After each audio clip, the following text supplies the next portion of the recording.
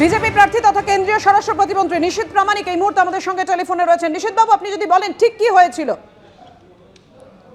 না দেখুন, আমার নির্ধারিত কার্যক্রমে আমি যাচ্ছিলাম, তো সেই সময় কয়েকজন পুলিশ এবং যারা নির্বাচন কমিশনের দায়িত্বে থাকে তারা এসে গাড়ি চেক করতে চাইছিলেন আমাদের কনভয়ে। তো আমি গাড়ির ভিতরেই ছিলাম। সেই সময় দেখলাম যে আমাদের যারা সিকিউরিটি অফিসার রয়েছে তাদের সাথে কথা হচ্ছে, বেশ খানিকটা সময় চলে যাচ্ছে, এদিকে আমার প্রোগ্রামের সময় হয়ে যাচ্ছে। তো সভাপতি পরে আমি গাড়ি থেকে নেমে বললাম যে ঠিক আছে, ওনারা করতে চাইছে করুন, অসুবিধার কি আছে, এটাই তো। স্বাভাবিকভাবে গণতান্ত্রিক দেশ, আমার নিশ্চিতভাবে একটা প্রোটোকল থাকে, একটা নিয়ম থাকে, সেই নিয়ম অনুযায়ী কতটা করতে পারেন বা পারেন না সেটা ওরাই জানবেন।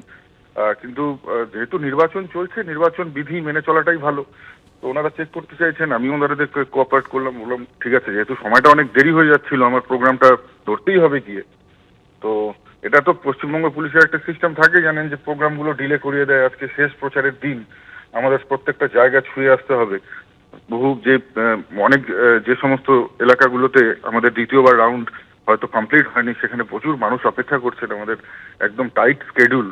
তো তার মধ্যে অযথা কথা বলে সময় নষ্ট না করে আমি ইয়ে করে দিলাম আর কি, আমি ওনাদেরকে বলে দিলাম যে পারমিশন দিয়ে দিলাম যে না, করুন আপনারা। তো স্বাভাবিকভাবে ওনারা ওনাদের মতো রুটিন চেক আপ যেটা সেটা করলেন। হ্যাঁ, সেটা বলছেন। নিশীথ, একটু বিরত করে আপনাকে বলছি, আপনার যে ছবিটা দেখা যাচ্ছে তাতে দেখা যাচ্ছে পুলিশ আধিকারিকদের সঙ্গে আপনার একটু বচসা হয়, তাই কি? ঠিক কি কথা হচ্ছিল সেই সময়? না না, বচসা বলতে আমি বলছিলাম যে নির্বাচন আধিকারিক যারা আছে তারা গাড়ি চেক করতে পারে, কিন্তু পুলিশের উপর আমার ভরসা নেই। পুলিশ যেন চেক না করে, নির্বাচনের আধিকারিক যারা আছে তারা করুক, নির্দিষ্ট যাদের ম্যাজিস্ট্রেট বা যাদের মাধ্যমে চেক করা হয় তো তারা করুক। আমার পুলিশ আধিকারিক যেন গাড়ি চেক না, কারণ পুলিশের উপর তো বিশ্বাস নেই। হঠাৎ করে পুলিশ দেখা গেল একটা প্ল্যান্টেড থেকে কোনো জিনিস একটা দিয়ে বললো যে এটা পাওয়া গেল, বুঝতে পারলেন তো। তো স্বাভাবিকভাবেই মমতা বন্দ্যোপাধ্যায় এসে বারবার পুলিশকে ধমকাচ্ছেন, ইয়েতে এসে দিনাটা বিভিন্ন প্রোগ্রামে কার্যক্রমে এসে। তো স্বভাবতই পুলিশ একটু ভয়ে ভীত হয়ে এই সমস্ত কাজ করতেও পারে।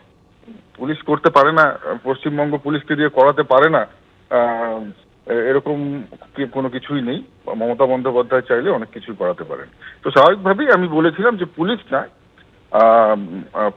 আপনারা যদি নির্বাচন কমিশনের যারা আধিকারিক আছে তারা যদি করতে চান আপনারা করতে পারেন, এবং করেওছেন তারা।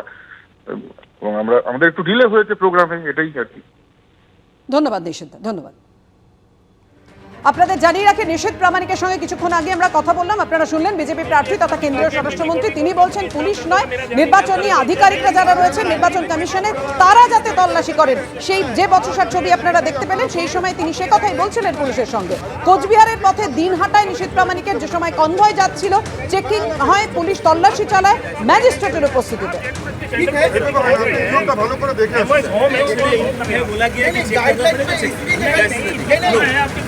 Now you are crossing your limit.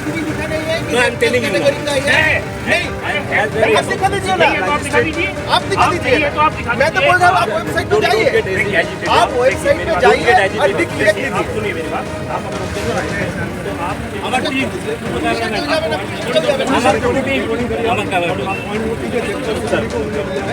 वो वायलेशन में चलोगे। ये अर्जेंट मूवमेंट था, कैमरा सब कैमरा करो। हमारा पुलिस कार था करने का